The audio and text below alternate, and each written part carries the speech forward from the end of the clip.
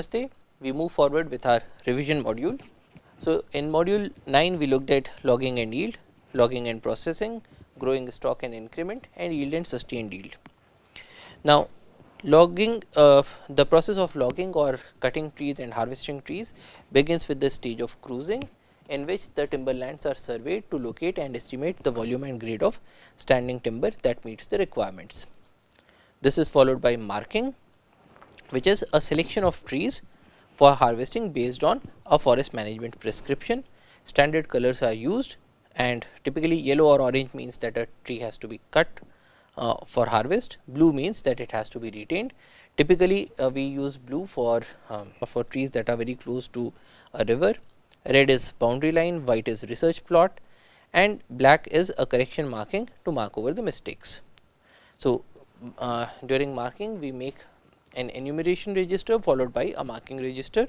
The enumeration register tells us what each tree is, how does it look like, what are its characteristics, and then the marking register makes use of the enumeration register to specify which trees are to be felled and how do these trees look like, what is their species, what is their diameter, what is the height, what is the condition, and so on. Then felling is done in using axe, saw, chainsaw or other devices. The most important factor is safety on the floor, and especially the distances that need to be maintained from different equipment and also from the falling tree. So, we decide on the escape paths, which are typically 45 degrees to the back of the felling. We decide on 2 escape paths for every tree. Now, in the process of logging we make the cuts. So, there are different cuts. You have the face cut on the front, which comprises of the top cut and the bottom cut, and followed by a back cut, and the portion that remains in between is known as the holding wood, which also acts as a hinge. So, this is how the cuts are made. You make the top cut, then bottom cut, followed by the back cut. Now, conventionally 3 faces are generally used. The first one is a conventional face, where the top cut is at 45 degrees, the bottom cut is parallel to the ground. The Humboldt cut has a top cut which is parallel to the ground and a bottom cut which is downwards, and there is also an open cut where the angle is greater than 70 degrees. And all these 3 faces have different advantages. The conventional face has the greatest accuracy in constructing the face cuts, Humboldt face has the greatest saving of timber, and open face provides the greatest control by the hinge wood. So, this is how a front cut is being made, back cut made with a saw, and the portion that remains makes up for a hinge. So, this is how a stump looks like. Then you have the felled logs, then these felled logs are delimbed. So, delimbing is the process of cutting off the branches. Generally these branches are left on the site, so as to protect the regeneration and also to act as food for the herbivores. But in our country, because of a dearth of timber, generally these branches are also taken out. Then bucking is the process of cutting the timber to size. Then hammer marks are put on these timber blocks, and then these timber is skidded from the logging area to the landing area, typically using elephants or tractors or labor. And then on the landing side these timber are arranged in the form of stacks. So, this is how stacks look like, and these stacks are also known as thappis, and in the we also maintain register for a thappi. And then there is loading and transportation, in which the logs are moved from the landing area to a depot. This loading can be done using a crane or through using a forwarder. A forwarder is a machine in which you have a truck and a crane together. Then it is unloaded in a depot, and in the depot the typical processes are seasoning, in which is a process in which the amount of moisture in the wood is reduced slowly, so as to avoid any deformities. Then grading is done, in which timber of similar size and shape and condition is put together, and then the graded lots are made. They are again marked with paint, and then they are put up for auction. Now, people can use this wood directly to make furnitures or other stuffs, or they can convert it into plywood, and generally softwood is used to make plywood. In the process of making plywood, first of all the timber is converted into thin sheets like shavings, and then these sheets are glued together using a press. In the next lecture, we looked at growing stock and increment. Growing stock is defined as volume of all living trees more than x centimeter in diameter at breast height or above buttress if these are higher, measured over bark from the ground or stump height to a top stem diameter of y centimeter, excluding or including branches, to a minimum diameter of z centimeters, and it excludes small branches, twigs, foliage, flowers, seeds, stump and roots. So, essentially growing stock is the volume of all the timber of all the trees put together, and because very small timber is difficult to measure. So, we typically remove very small timber from these calculations, and in India x is taken to be 10 centimeters. So, it is the sum total of all trees by number or volume or biomass growing within a particular area of interest. Now, we also define a commercial growing stock, which is the part of the growing stock of species considered as actually or potentially commercial under current market conditions, measured above a minimum say x centimeter diameter at breast height. Now, there are different factors that affect growth in natural forest: regeneration, spatial distribution, silvicultural treatment, artificial thinning, site conditions, climatic conditions. And similarly, in the case of plantation forests, these are the factors that influence growth: initial spacing and treatment, silvicultural treatment, artificial thinning and pruning, site conditions including nutrition and climatic conditions. Next, we looked at the logistic growth equation, which is the equation for the S shaped sigmoidal curve, and this tells us that the change in the growing stock, which is dy by dt, is equal to r, which is the intrinsic growth rate, multiplied by the growing stock at that particular point of time, multiplied by k minus y divided by k, where k is the carrying capacity of the environment. Now, if we look at this curve, there are three phases. This is the lag phase, where the growth is very slow. This is high, and then you have the phase of stagnation or stability. So, we have the lag phase, log phase, and the stationary phase. Now, increment is defined as an increase in diameter, growth, basal area, height, volume, quality or value of individual trees or crops during a given period. So, increment is what is changing, what is the increase. And in a stand, trees put increment, but not all at the same time, and so we define different components of increment. So, ingrowth or recruitment is the volume of those trees that were not counted in the first measurement due to their small diameter, but are now countable due to the increase in diameter. Harvest is the volume of those trees that were harvested during the measurement period. Mortality is the volume of those trees that died during the measurement period. And then we can define the net growth in growing stock as V2 minus V1, that is the change in the growing stock in the two measurement periods. So, V2 minus V1. Then net growth in initial volume is V2 minus V1 plus H, which is the trees that were harvested, minus I, which is the trees that were recruited in this period, and gross growth in the initial volume is given as V2 minus V1 plus H minus I plus M. Then we define periodic annual increment as the increment over a period of p years at any stage in a tree's history. So, it is PAI is the growing stock at time t minus growing stock at a time t minus p divided by p. So, this is the average rate of increment over a specific period. If this specific period is made to be 1 year, then we call it a current annual increment, which is the increment over a period of 1 year at any stage in the tree's history. So, if we look at the logistic growth equation, the CAI will be given as the differential of this curve or y prime t. So, here you have the logistic growth equation, this one is y prime. Now, y prime is essentially the slope of this curve So, in this portion it will be very less, in this portion it will be very less, in this portion it will be maximum, which is what we are seeing here. We also define mean annual increment, which is the increment over the whole period from origin to a specific age. So, mean annual increment is given by the growing stock at time t divided by t, which is what we are seeing here by this yellow curve.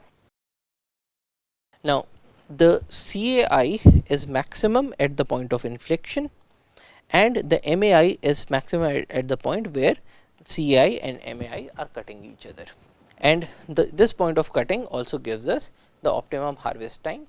This is the time when the stand has reached its maximum mean annual increment. After this point, the stand will continue to add it to its growing stock, but at a lower rate. Now, what are the factors affecting increment? These are species, internal conditions, both genetic and physiological, and external conditions, climatic, edaphic and biotic. Site quality is defined as the relative productive capacity of a particular site. The relative productive capacity, not the absolute productive capacity, because the absolute productive capacity is given by a combination of site quality plus the management inputs. So, site quality asks the question, if you are not doing any management input to the site, what is the amount of growing stock or increment that this site can support. Now, what are the management inputs? They are fertilizer, site treatment, irrigation, grazing, control over soil compaction and growing stock manipulation. Now, the measurement of site quality is done through various methods. The first one is the CVP index or the Patterson index. This is the formula TV into P into G into E divided by TA into 12 into 1000, and forest growth happens only when I is greater than 25. The other option is that of looking at the vegetative characteristics. So, you actually look at what plants are growing in that area. So, you can look at the species, such as if you see that palash is there in an area, then palash is an indicator of a degraded forest, or it tells you that the site quality is not that high. And you can also look at tree characteristics, that is, you can look at what is the size of the trees that are actually growing there. If they have a large DBH, if they have good basal area, if they have good height, good volume, then it will tell us that the site quality is good. Now, field estimation of site quality is done through two methods, crop height method and the sample plot method. Now, in the crop height method, you get the top height and compare it with the yield table, which will give you the top heights for different site qualities. Now, top height is not the height of the tallest trees, it is the mean height of trees with the largest DBH in a stand. The second method is the sample plot method, in which case we plot the diameter height curves and then compare them with the standards. So, here we are seeing that there are these 4 different standards 1, 2, 3, 4, and this is the actual field situation. So, we can say that this one is very close to site quality 3. Next, we looked at yield and sustained yield. Yield has got two meanings: the amount of timber that can be harvested per period, which is typically taken to be 1 year. So, the amount of timber that you can harvest every year, or the second meaning is the amount of timber that can be removed at any time, which is asking the question that if you look at a snapshot of the forest, what is the total inventory of growing stock that is available that can be removed. But typically we go with sustained yield, which is yield that can be harvested every year till perpetuity. Now, to find out these yields or to compute these yields, we have different methods. The easiest one is the area method. Now, in the area method, we say that for an even aged crop, the area that should be processed every year is equal to the total area divided by the rotation period. So, this is a very simple method, it works for even aged crop.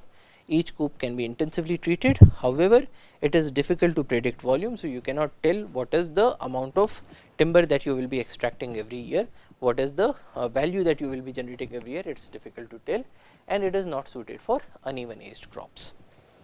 The second method is the volume method. It is a slight modification of the area method. So, the volume that can be extracted every year or the volume that can be harvested is equal to the total volume divided by the rotation period.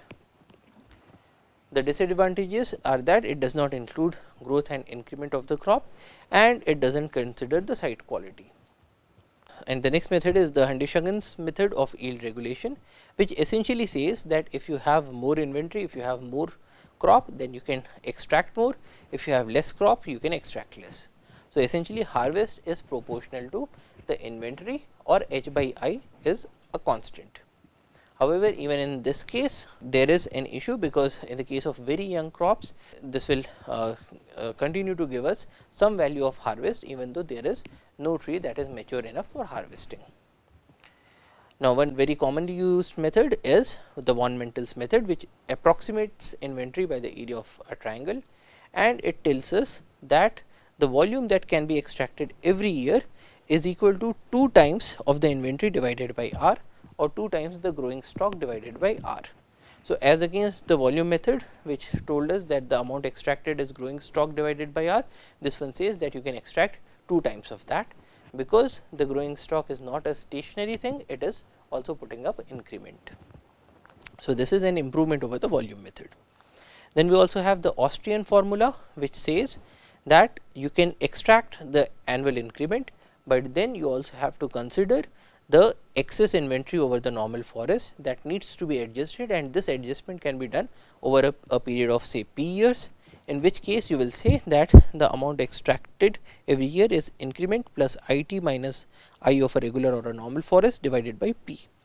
P is generally taken to be 1/3 of the rotation period. Next, we have the quotas formula, and quota formula says that the volume, that the annual yield is equal to the volume or the growing stock divided by the number of years in the periodic block plus I by 2, where I is the annual increment.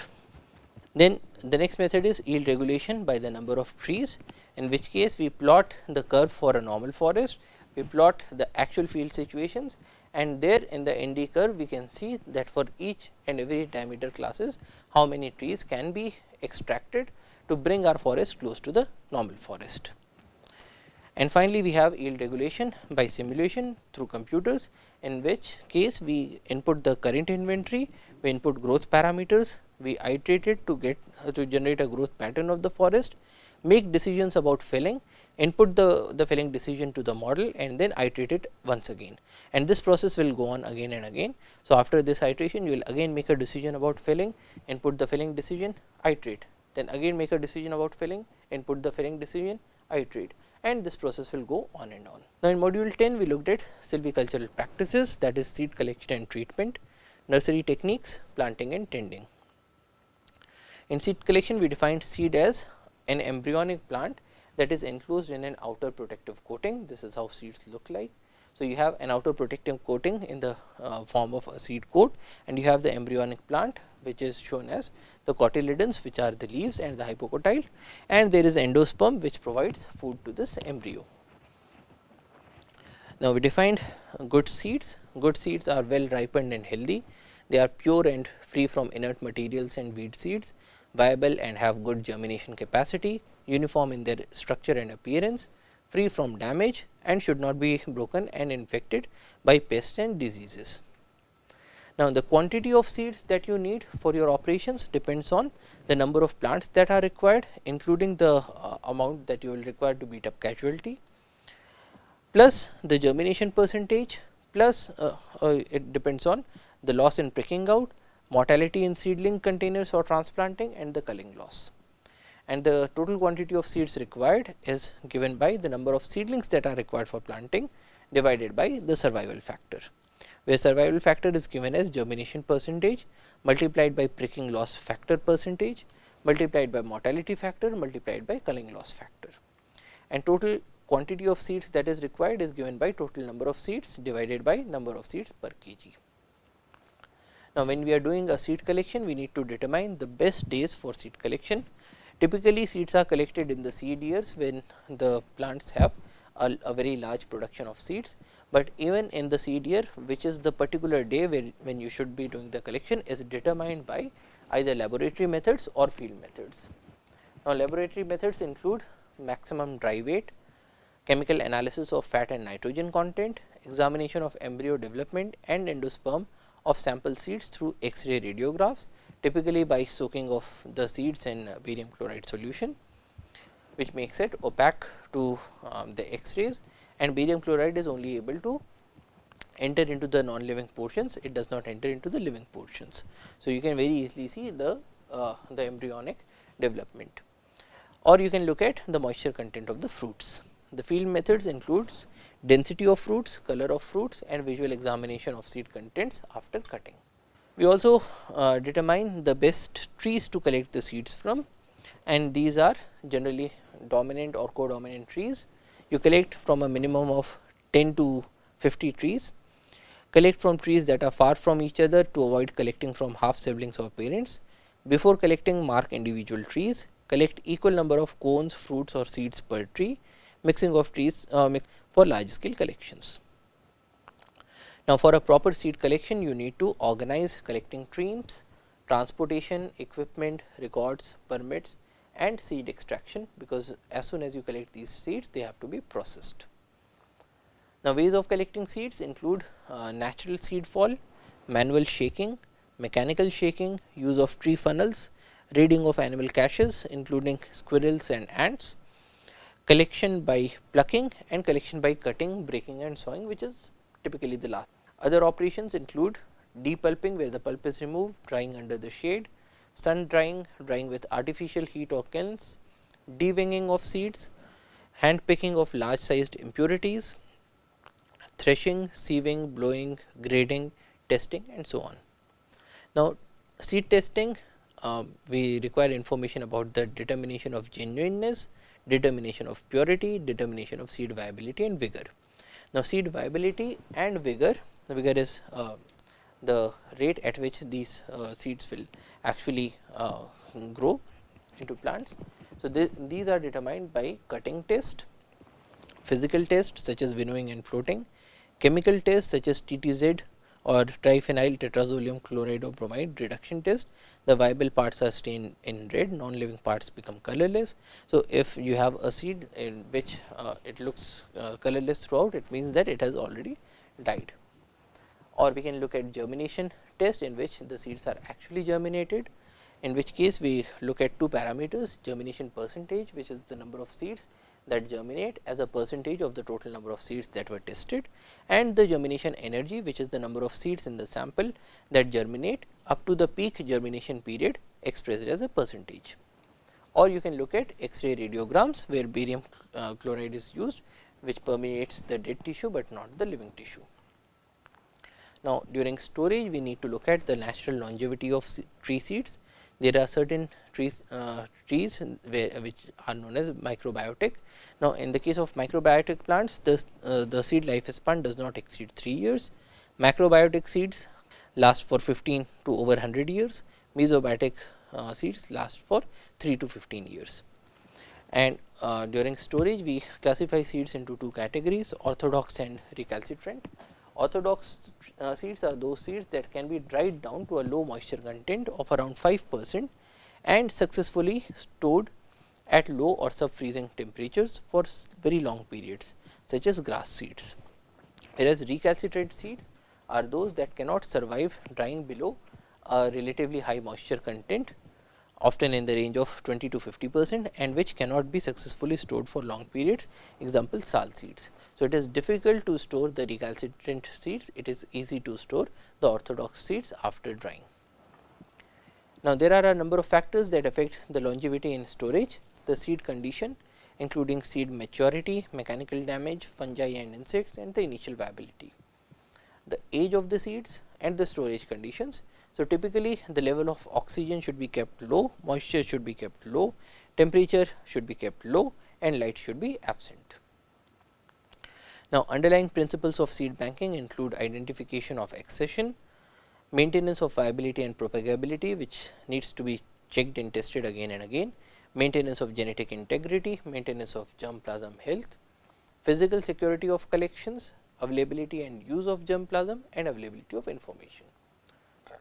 Now, these days we also go for seed certification, which tells us the genuineness of the species and the variety, the year of collection, the origin of these seeds or the provenancing of these seeds, the purity, the germinative capacity, and any other relevant information. Now, before using, we put the seeds through several treatments, including cold water treatment, hot water treatment, boiling water treatment, wet and dry treatment, acid or mechanical scarification, shell cracking, or cow dung slurry treatment. So, different species of trees, their seeds might require different treatments in order to help them to germinate. Next, we had a look at the nursery techniques. Forest nursery is a production unit where forest seedlings are grown. There is a big need for these nurseries to grow and maintain a large number of plants per unit area. Small and expensive hybrid seeds can be raised more effectively due to better care and management in these nurseries. There is an increased germination percentage and vigor of seedlings grown in seed beds, better management with reduced care, cost and maintenance due to small area, easy manipulation of growing conditions, better and uniform crop growth, off season sowing of seeds, lower seed requirement and easy management. So, essentially what we are saying is that in the case of a nursery, in a small area you raise a large number of seeds and seedlings in a much controlled environment in which manipulations are much easier. So, effectively this leads to the production of a large number of seedlings in less time, with less cost, with less efforts overall. Where should a nursery be sited? So, it depends on the topography of the area. Typically, it should be a flat topography with good soil, good water, good drainage, easy availability of transportation and labor, good protection from animals. It should be near large markets or plantation sites, so that the seedlings can easily be transported, and it should typically be located in a pollution free area, so that the plant leaves are not covered up with dust. Now, this is a nursery layout. So, typically in a nursery you will be having the seed beds, you will be having certain storerooms, you will be having a source of water, you will be having certain trees to provide shading when required, you will be having roads, you will be having fencing. Now, a nursery fencing can be a barbed wire fencing on wooden post, brushwood fencing, stone wall fencing, chain link fencing, live fencing and so on. Now, a nursery is identified by the board, and these days at times the setting up and running of a nursery is also given to the samitis. Now, nurseries have nursery beds, where a bed is defined as a land that is made free of weeds, stumps, stones, pebbles, etc., used for sowing of seeds to raise seedlings and multiplication through vegetative propagation. And we have three different kinds of beds. We have a sunken bed, which is used in dry season and windy areas because it conserves moisture. We have a raised bed, which is used in wet seasons to prevent waterlogging, and we have a flat bed, which is at the ground level and is used in average sorts of conditions. So, here we have raised beds, sunken beds, the plants in the beds.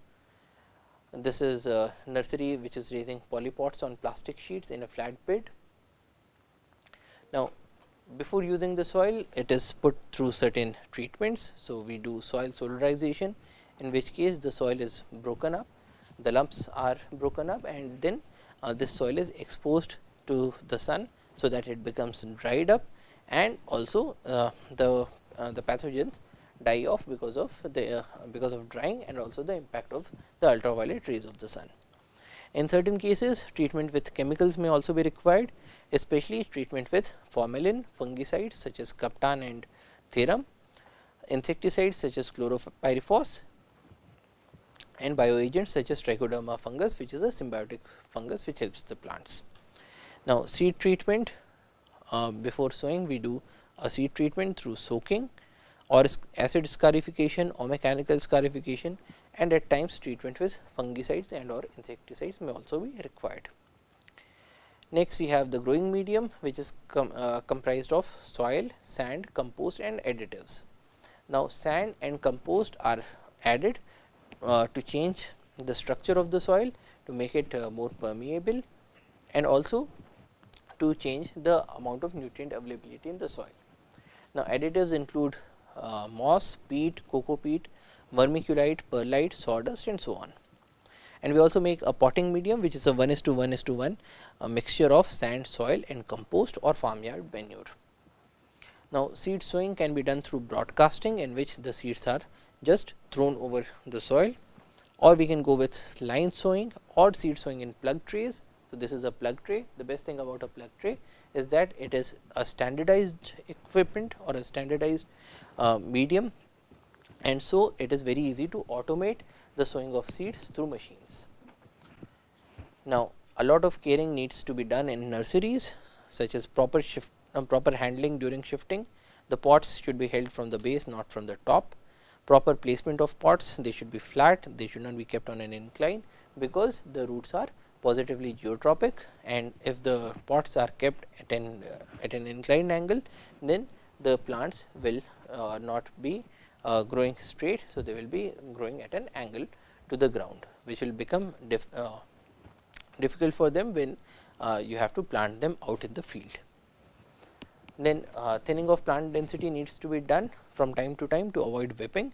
Whipping is the process in which the plants grow very fast, they become very tall, and because they are unable to grow in laterally. So, in this case the plants just droop down when you take them out. Then watering needs to be done, weeding needs to be done, hardening of plants has to be done, in which case you make the plant more resistant to the extreme situations outside.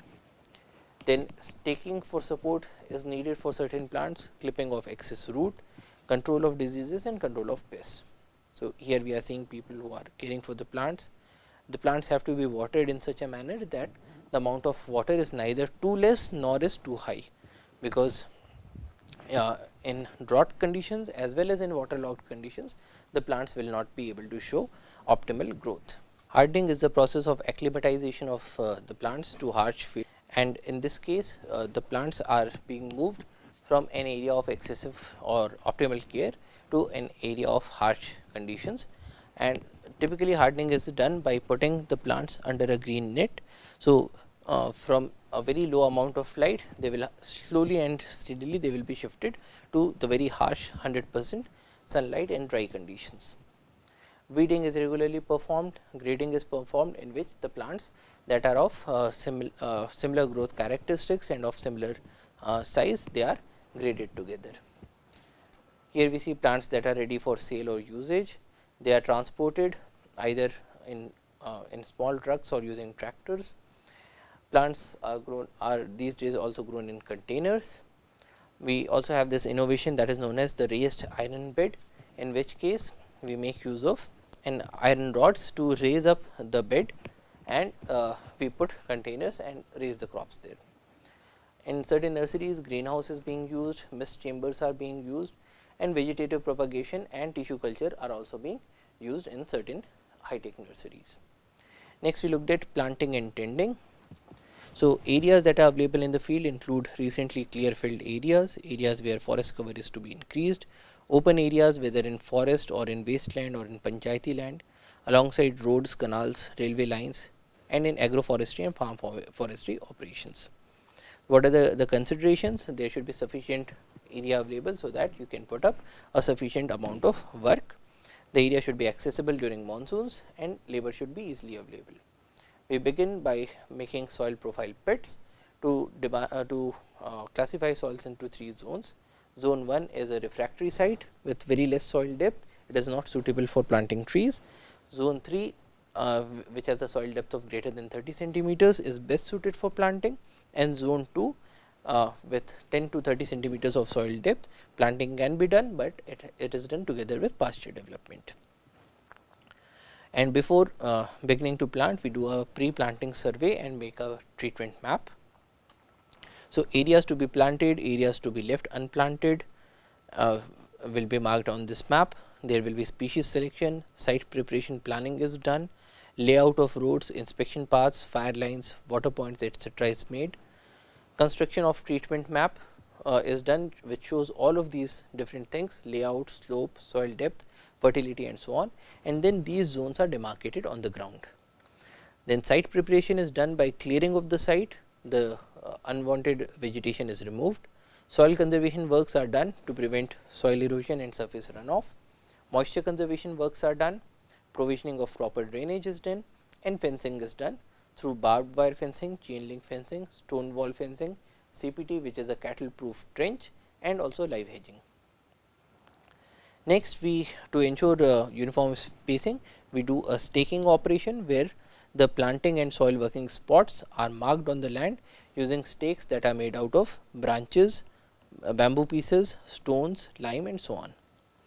The choice of spacing depends on the objective of the plantation, the site and species matching, the growth rate that is expected, and the soil moisture depth, and so on. So, this is the person who is doing a staking.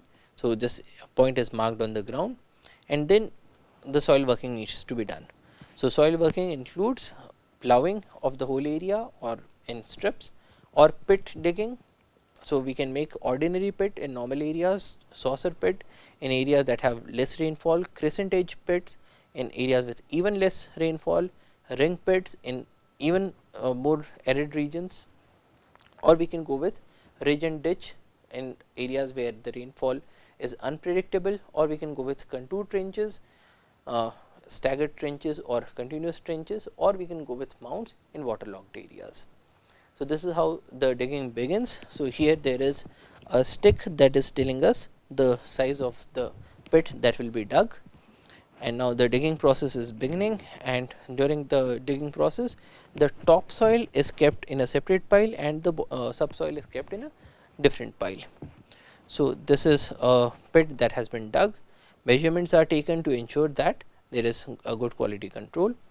Now, planting can be done in 3 different periods. In most of the areas we do planting in the monsoons, but in those areas where we get pre-monsoon showers or those areas where we have irrigation, we can extend the growing period by doing a pre-monsoon planting, and in those areas which are cold or receive winter rains, we can also do winter planting or even spring planting. Now, planting in the field is done by removing the polythene cover, and then the plant along with the soil ball is placed inside. You need to ensure that the collar is at the same level as that of the ground. Then the soil is put back inside. Typically, the topsoil is put up first, followed by the subsoil, and then this soil is compacted by standing over it, and while taking care that you do not stand on top of the plant. Typically, in the field situations, planting is done on a very large scale, and then once the planting is done, you need to tend for these plants, you need to care for these plants by watering them. It may be important in arid and semi-arid regions, and it is absolutely needed in fast growing plantations and urban plantations. In certain cases, you might need fertilizers, especially in the case of fast growing plants, otherwise it is generally not needed. Weeding needs to be performed together with loosening of soil. Weeding can be done as complete weeding, strip weeding, or circular weeding. Then beating up of casualties is done where the plants that have died are replaced. Singling operation is done for fogged plants and in coppice growths, and also mulching may be required, and at all stages you ensure that data entry is done in the plantation journal. In the last module, we looked at newer trends in forestry, NTFP, social forestry, tribal welfare, and conservation of wild animals. Now, NTFP is non-timber forest produce. We have the definition of forest produce and definition of timber entry in the Indian Forest Act. So, you take the definition of forest produce, subtract timber, and you get the non-timber forest produce. Now, typically a number of other terms are also used, such as non-wood forest produce, minor forest produce, byproduct of forest, and so on. Now, minor forest produce is defined as all products that are obtainable from forest besides wood, firewood, and pulpwood. Non-timber forest produce is also defined as all usufructs or utility products of plants, animals, and mineral origins except timber obtainable from forest or afforested land areas. Now, in all these different definitions, they can be more exclusive or more inclusive. So, in certain definitions we include not just forest, but also plantations, and in certain other definitions we also include the trees outside forest.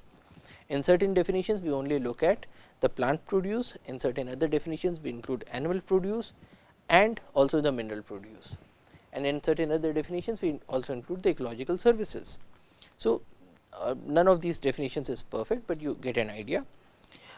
The classification of NTFPs is done on the basis of the product, whether they are gums, resins, oils, fibers, dyes, medicines, by user purpose, food, medicine, spiritual and traditional uses, construction materials, by the type of NTFP that is harvested, leaf, fruit, stem, exudates, animal products, or by the level of use, whether it is being used in a self supporting or sustainable manner or in a commercial manner.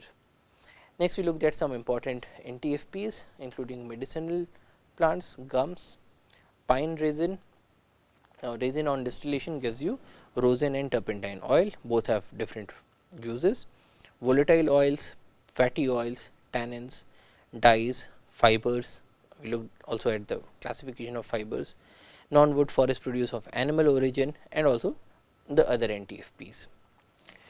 In the second lecture of this module, we looked at social forestry and tribal welfare.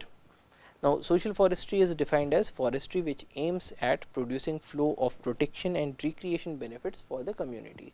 So, basically social forestry says that if you want to protect the forest, you can only do it when the local people are able to gain benefit from it.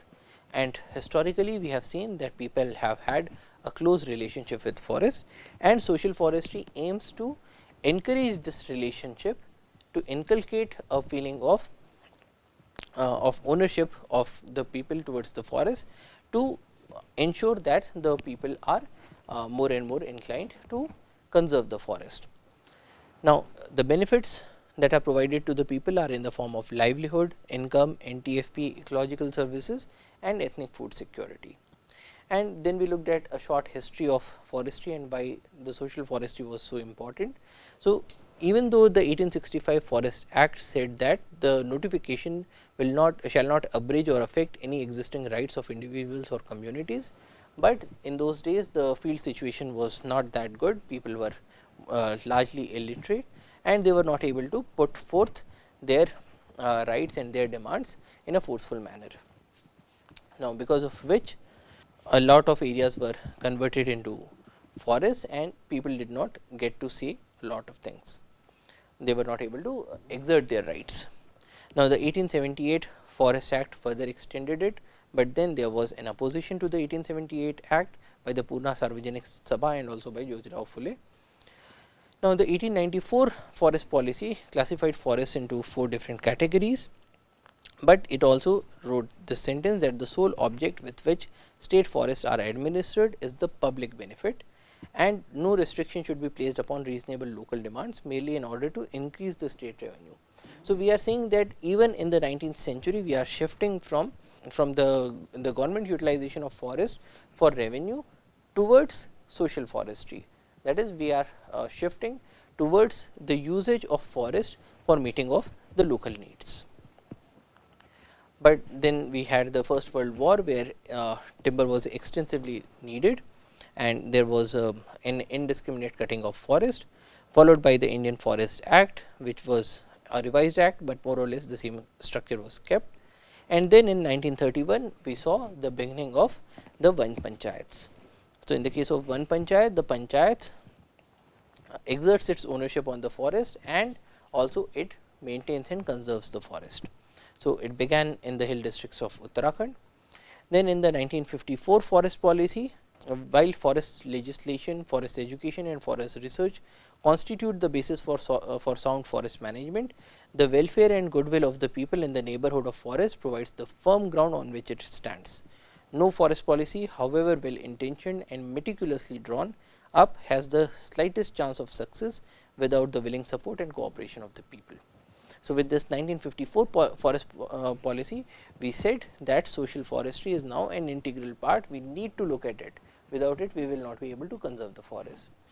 Then came the 1976 National Commission on Agriculture, which further elaborated on this concept, and it was the first to actually use the term social forestry, but it also expanded its definition. It said that there will be full forestry, community forestry, extension forestry and agroforestry. So, what are the differences between conventional forestry and social forestry? Conventional forestry is typically long rotation crops, social forestry is short rotation crops. Conventional forestry is done by department, social forestry is done in collaboration with the society. Conventional forestry is based on a single use of forest for timber, whereas social forestry is based on multiple use of forest including NTFPs. And then a watershed moment came in 1988. With the 1988 forest policy, we said that massive people's movement is essential and will be done to minimize pressure on the existing forests. And so, we had the beginnings of the joint forest management in the 1980s. So, this includes NGOs, and the individuals do not get rights, but the usufruct rights are given to the community. The area selected should be free from claims. Micro plans are made in consultation with the community, and sharing of benefits is linked to proper protection of the area. So, through joint forest management, people get employment in plantation, control of invasives. Tendupatta is a big thing. So, in Tendupatta, people and a lot of women specifically, they get sufficient amount, they get large amounts of money for the collection of Tendupatta, and also through means of profit sharing mechanism when this Tendupatta is sold to outsiders. Then in certain cases, the samitis are also setting up their own shops, they are also doing minor processing, they are also setting up their own nurseries, and the department also facilitates the provisioning of medical services and other things. So, social forestry is basically a change in perspective. So, the department is shifting from policing to socializing, from domination to equality, from uniformed staff to being an equal implementer, from telling what to do to listening what to do, and so on. So, basically social forestry is a new perspective, and it also requires a number of new skills such as communication skills, knowledge about NTFP, motivational skills, organizational skills, and so on. Now, finally, we looked at the conservation of wild animals. So, conservation comes from the word roots con and surveyor, which is keep together. It is different from preservation, environmentalism, and ecology. Wildlife is defined in the Wildlife Protection Act. It includes any animal, aquatic or land vegetation which forms part of any habitat. So, it is a pretty wide definition, and there are a number of species of animals that are in different levels of red list. So, there are certain animals that are already extinct, some are extinct in the wild, some are critically endangered, and we move down to endangered, vulnerable, near threatened, least concerned, data deficient, and not evaluated. Now, to conserve wildlife, we need to do a prioritization, because here again the needs are unlimited, but the resources are limited. So, there has to be a prioritization. So, for prioritization, we look at keystone species which play a much greater role in the functioning of the ecosystem as compared to their numerical abundance. We look at umbrella species which require large home areas, and we look at flagship species that people actually love. And we try to focus our conservation efforts towards those species that are that have one or more of these characteristics, preferably all three of them. So, for instance, tiger is a big thing in our country. Tiger, a lot of money and efforts are being put towards the conservation of tiger, because it is a keystone species together with being a flagship species and an umbrella species. Now, we saw that all species are not equally susceptible to extinction. Those species that are rare, typically because they live in an uncommon habitat, have limited geographical range, or have low population densities, they are rarer. And we looked at hippo, which is habitat loss, invasive species, population, pollution, and over harvesting, which is driving a number of species towards extinction. In extinction, two kinds of factors are operating: deterministic factors at large population size and stochastic factors. We looked at deterministic and stochastic factors and the impacts of humans. Now, in conservation, there are two different modes. One is in situ conservation, which is on site, and the second is ex situ conservation, which is off the site. In the case of in situ conservation, we designate areas as reserves, national parks, or protected areas. Ecological monitoring and interventions are done. Legislations are required to maintain these areas as protected areas.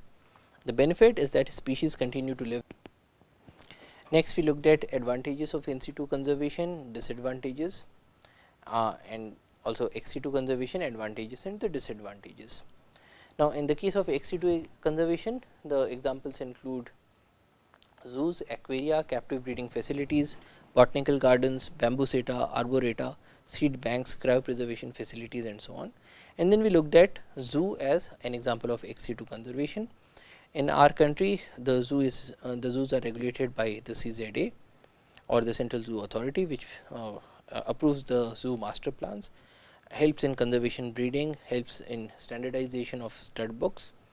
And we looked at the case study of Mysore Zoo as an example, what all things are done, how animals are cared for. Then we looked at bear rescue facility and so on, and also the need for behavior enrichment, so that the animals do not feel bored. Now, next we looked at in situ conservation. So, we started with the traditional ways of creating reserves. Earlier, reserves were created by looking at beautiful areas, high species diversity, or areas that are harboring unique animals.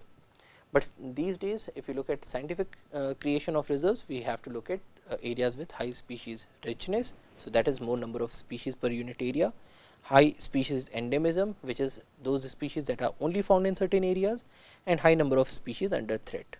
So, we can look at all these different maps and then come up with those sites that have high richness, endemism and threat, and they are known as the biodiversity hotspots. Now, typically the level of threat that we are targeting is a middle level of threat, because if it is very low threat, then probably you do not need a sanctuary or a reserve, and if the threat is very high, then probably even the construction of a sanctuary is not going to help that situation, or in the time that it will take to construct the sanctuary, the area will already be lost. We also looked at gap analysis, which identifies holes in the existing network of protected areas. Then we looked at principles of reserve design. You need to have big reserves, because it is cost effective, and also it provides more habitats. It is less vulnerable to catastrophes. So, one big is better than several small. Closer reserves are to be promoted. Cluster formation is preferred as compared to a linear formation. Circular reserves are preferred because they have low biotic pressure. Connection needs to be maintained. And then we looked at of sanctuary creation. So, like in Madhya Pradesh, the government began with looking at the biodiversity intactness index map, which tells us what are the locations where the biodiversity is still found. So, this is an indication of the species richness. Then gap analysis. Then we also did a gap analysis to understand which are the locations that need sanctuaries, and then we also looked at cluster approaches, how to maintain the connectivity of these habitats, how to come up with new stepping stone corridors, while ensuring that the level of threat is kept as low as possible. So, basically we went with only reserve forest areas where all the rights are there with the government, and where we do not have any villages or encroachments or forest right pattas which have been given over the years. And with that, we came to the conclusion about what are the areas of the sanctuaries that need to be made. So, that brings us to the conclusion of this course. I hope you like this course. Good luck with your exam preparation. Do well. So, that is all for today. Thank you for your attention. Jai Hind.